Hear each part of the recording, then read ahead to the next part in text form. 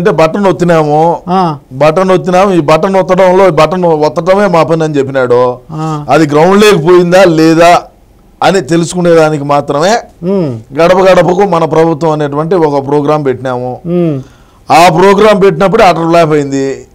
గడప గడప మన ప్రభుత్వం అన్నాం కదా, యాడింటికి పోయినా అక్కడ నీళ్ళు ఇచ్చేవాళ్ళు లేడు.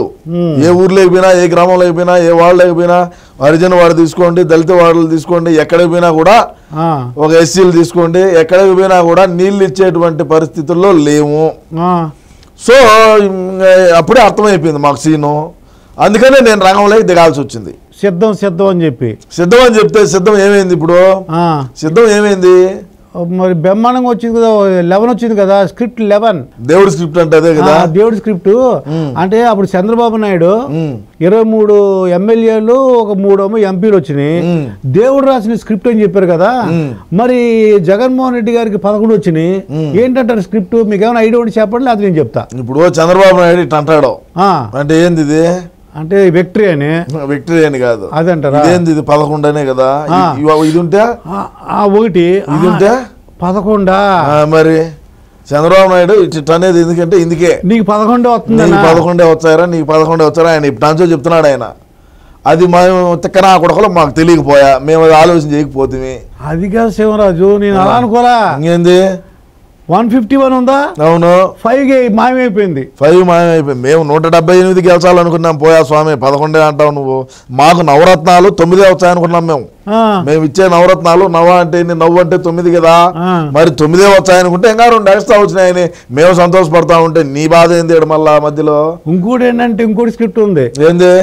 ఈ మా కూటమికి 164 వచ్చినాయి. అవును, అన్ని కలిపి ఒకసారి 1 + 6 + 4 ఎంత వచ్చింది చూడు. స్క్రిప్ట్ ఎలా ఉంది? మాకు లెక్కలు వచ్చితే కదా, అంగుట్టి గాళ్ళు మాకు డబ్బు, మాకు లెక్కలు. మా ఆయన ఏమన్నాడు, 116, 18, 22 మంది అంటాడు. అది ఏందనేది మనకు తెలియదు. మరి అన్నగారిది ఉండే శిష్యులు మాకెట్టొచ్చాయి లెక్కలంగా? నేను చెప్తాను చూడు శివరాజు. 1 + 6 7, 7 + 4 11. అందుకే ఇది వచ్చింది. అట్లా అదో స్క్రిప్ట్, దేవుడు రాసిన స్క్రిప్ట్ అంటే ఇదే. ఎట్ట వచ్చినా 11 వచ్చింది. నేను కూడా క్యాల్కులేటర్ తీసుకొని కొట్టినా, కిందికి పైకి ఎట్ట కొట్టినా 175 రాలా. ఎందుకు రాకూడదు రజని? ఎందుకు రాకూడదు? అదంటారా 175 ఎందుకు రాకూడదు? మనం ఎందుకు గెలవకూడదు రజని? 36 ఓట్లు తగ్గినాయి రజని పులివెందుల్లో. మెజార్టీ అది రజని కథ. మరి ప్రజాస్వామ్యంలో ఎప్పుడు కూడా అధికార అహంకారంతో, అధికార మదంతో మనమే సుప్రీములము. ప్రజలు మనకు 151 స్థానాలు గెలిపించి మనల్ని ముఖ్యమంత్రి పీఠం మీద కూర్చొని అని చెప్పి నువ్వు ఏదైతే నువ్వు ఆడినటువంటి ఇది ఉండదో ఈ 5 సంవత్సరాలు, అది మాకు భారీగా డ్యామేజ్ జరిగింది. ఇంకొకటి, ప్రజల్లోకి పోవాలంటే పోలేడు. ఇచ్చిన హామీలు, ఇచ్చిన మాట తప్పితే ఓటు వేయొద్దని చెప్పిన మొగోడు, దమ్మున్న మొగోడు జగన్ అన్నారు. అట్నే చేశారు ప్రజలు.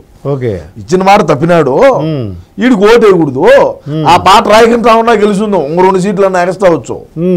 ఏడ సిద్ధం సభలు లేకపోయినా, ఏడ మీటింగ్లు లేకపోయినా, ఎలక్షన్ క్యాంపుల్లో చూసినా అంతా ఇదే పాటే. అవును, ప్రజలకు బాగా ఎక్కిపోయింది. ఇచ్చిన మాట తప్పితే ఓటు వేయొద్దని చెప్పిన దమ్మున్నోడు మగవాడు జగన్ అని. అది బాగా ఎక్కిపోయింది. వీడన్నీ చేసేటన్నీ అయ్యాయి కదా, మద్య నిషేధము, సిపిఎస్ రద్దు, అదే విధంగా చూసుకుంటే ఇంకా జాబ్ క్యాలెండరు, పోలవరం కడతా, రాజధాని అమరావతి, మేము బ్రహ్మాండమైనటువంటి ఇది తెచ్చాము, పరిశ్రమలు తెచ్చాము, పరిశ్రమలు ఉన్నాటి తనువు దెబ్బినాడు, ఏమి తేకపోలా. మద్య నిషేధం అంటే చంద్రబాబు నాయుడు ఉన్నప్పుడు బయట రాష్ట్రాల నుంచి మద్యాన్ని వీడికి ఇంపోర్ట్ చేసుకొని ఇక్కడ ఆంధ్ర రాష్ట్రంలో అమ్మేవాడు. అది పోయింది. అది ఎత్తిపోయింది కంపెనీ. మద్య నిషేధం ఈయన స్పిరిట్ తెచ్చి స్వయంగా వేంపల్లో బత్తాయి చెట్లలో మనం ఓన్గా మ్యానుఫ్యాక్చరింగ్ చేసి రాష్ట్రానికి అంతా ఎక్స్పోర్ట్ చేసి, రాష్ట్రానికి అంతా డీలర్లకు అందరికి వేసి, షాపులు మంది. అంటే భూమి మరి భూము స్పెషల్ స్టేటస్, ప్రెసిడెంట్ మెడల్, దారు హౌస్, అన్ని స్పెషల్ స్టేటస్. మేము ఆడ మెడల్ నుంచి తేలేకపోయినా 120 రూపాయలు ఇచ్చి ఇక్కడ వైన్ షాపులో ఇచ్చా నీకు స్పెషల్ స్టేటస్ ఇచ్చాడు బాటలో. ఇంకేం కావాలి అంతకాడికి? నీకు స్పెషల్ స్టేటస్ నేను చూడాలనుకుంటే వైన్ షాపు పోయి 150, 200 అడిగినది. అది లెక్కించినామంటే నువ్వు స్పెషల్ స్టేటస్ నీ జేబులో ఉండిట్టే. స్పెషల్ స్టేటస్ బాటలే రెడీ చేసి ఇది చేసాము. ఇంకేమైతుంది? మరి ఇందాక మెజార్టీ అన్న తగ్గింది అన్నావు కదా. అవును. మరి లోకేష్కి ఎంత వచ్చింది తెలుసా? ఎంత? 92,000 బ్రహ్మాండంగా వచ్చింది, 90,000 పైన మంగళగిరిలో రికార్డు. అంత రాలేదేమో, మంగళగిరి కాదు అది, గంటా శ్రీనివాసరావు వచ్చింది అది. పోనీ 90,000 వచ్చింది, పోనీ 90,000 వచ్చింది. లేదుయా స్వామి, 90,000 ఆడొచ్చింది. నువ్వు భలే చెప్తావా. మరి పవన్ కళ్యాణ్ ఓడిపోతాడన్నావు, నేను చెప్పలా, నీ పార్టీ నేను చెప్పలా, నేను చెప్పలా. నువ్వు వాస్తవాలు తెలుసుకొని ఇటుకొచ్చి మాట్లాడాలా. డిప్యూటీ సీఎం చేస్తున్నాను చెప్పేది వాస్తవాలు తెలుసుకొని వచ్చి ఇటుకొచ్చి కూర్చొని మాట్లాడు. నువ్వేదో ఊరికైనా ఇచ్చినాం కదా నువ్వు మైకి పెట్టుకొని ఇష్ట ప్రకారం మాట్లాడితే ఎట్టది. నేను పవన్ కళ్యాణ్ గారు 45,000 ఓట్ల నుంచి 60,000 ఓట్ల మెజార్టీతో పిఠాపురంలో గెలవబోతా ఉన్నాడని యుద్ధం చేసిన నా కొడుకుని నేను. వంగా గీత గెలిచదు, మీరు లేపొద్దు.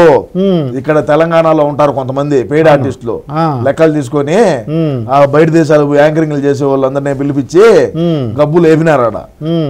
నేను ఆ రోజే చెప్పిన, ఎవరు రావద్దు, పిఠాపురం గురించి ఆలోచన చేయొద్దు, హిందూపూర్ గురించి ఆలోచన చేయొద్దు, మంగళగిరి ఆలోచన చేయొద్దు. మీరు ఇట్లాంటివన్నీ మెయిన్గా ఎవరైతే నాయకులు ముఖ్య నాయకులుగా ఎవరైతే ఉన్నారో వాళ్ళందరినీ టార్గెట్లు చేసి మీరు ఆడికి పంపించొద్దు. మిగతా నియోజకవర్గాల మీద పడండి.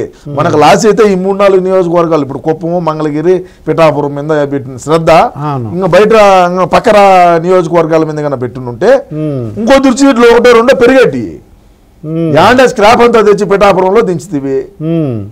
అంటే పవన్ కళ్యాణ్ గారు సినిమా హీరో, ఏ విధంగా ఆయన అభిమానులు ఉంటారు, జన సైనికులు ఏ విధంగా ఉంటారు, వీర మహిళలు ఏ విధంగా ఉన్నారు, ఏమి ఆశించకుండా పవన్ కళ్యాణ్ గారికి పనిచేసేటువంటి అభిమానులు ఉన్నారు.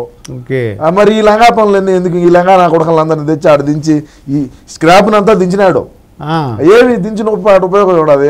అంటే గేట్ కూడా తాకలేడు అన్నాడు, అందుకుని తాకనివ్వమో అన్నారు పవన్ కళ్యాణ్.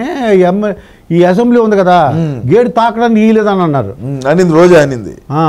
అది అడిగిపోయింది, ఇప్పుడు కంటికి కనపడకుండా పోయింది. అది 40,000 పైన ఎంతో పోయింది. మరి ఏంటి రోజా పరిస్థితి ఏంటి తమ్ముడు? మాజీ పర్యాటక శాఖ మంత్రి కదా, ఇంకా పర్యటనలు చేసుకుంటా ఉంటది.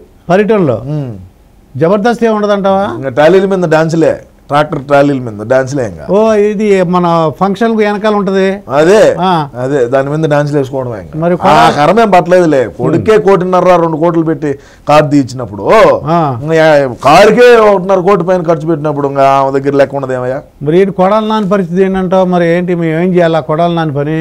కొడాలి నాని ఏమున్నది, ఓడిపోయాడు కదా గుడివాడలో. అవును, ఓడిపోయాడు. మరి ఎమ్మెల్యే లేదు, మినిస్టర్ లేదు, ఏం చేయాలా? అంటే ఎల్లకాలం ఎమ్మెల్యే మినిస్టర్ గానే ఉంటారు అనుకున్నావా? అంతే, నేను అలాగే అనుకున్నాను. ప్రజాస్వామ్యం అయ్యా ఇది. 30 ఏళ్ళు ఉంటాడు అనుకున్నాను నేను పోరాటం చేస్తా 30 ఏళ్ళు. అన్న కోసం నా ఈ పోరాటం ఆగదు. Point number 1, Kodali Nani cancer. Kodali Nani క్యాన్సరా?